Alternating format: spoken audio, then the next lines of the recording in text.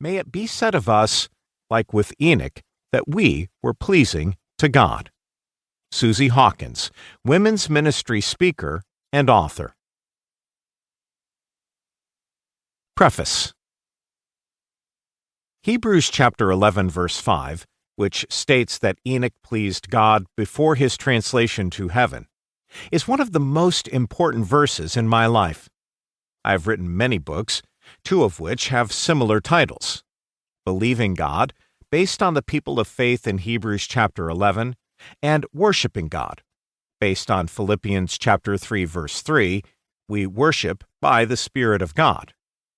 However, as I look back on all of these books, I am surprised that I have yet to write about this important subject: how to please God.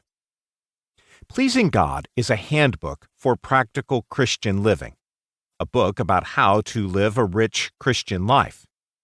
It is written to reflect on some of my life as pastor at Westminster Chapel from 1977 to 2002, and as an itinerant minister since retiring in 2002. My 25 years at Westminster were, to recall the words of Charles Dickens, the best of times and the worst of times.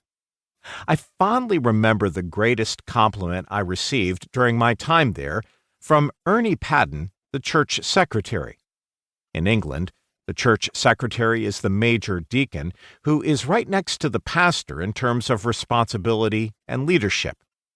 He and his wife would often say to me, "You taught us how to live." Ernie was my chief prayer intercessor and committed to pray for me an hour a day, which he did for most of my time at Westminster. He and his wife were stalwart supporters and my greatest encouragers.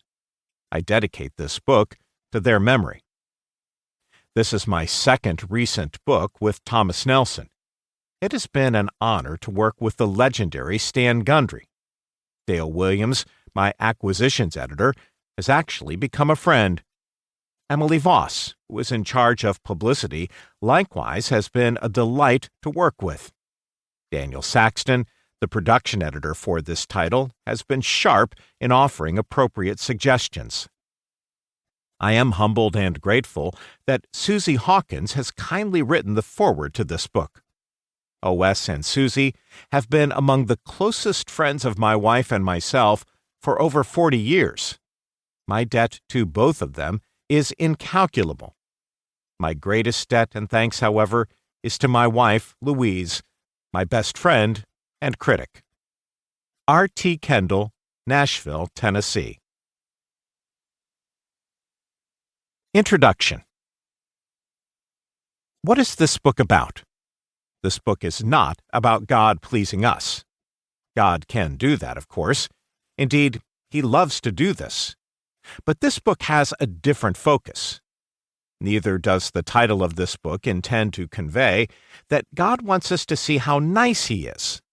Some may wish that God exists merely to please us. But the God of the Bible is not like that.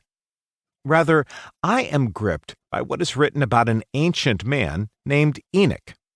We are not told that God pleased Enoch. No doubt he did, but what we know is that Enoch pleased God. Hebrews chapter 11, verse 5. The greatest honor of anyone's lifetime is to have the privilege of pleasing God. But there is more. Why should God care whether we please Him? For only one reason. He loves us. Why should we matter? Because He loves us.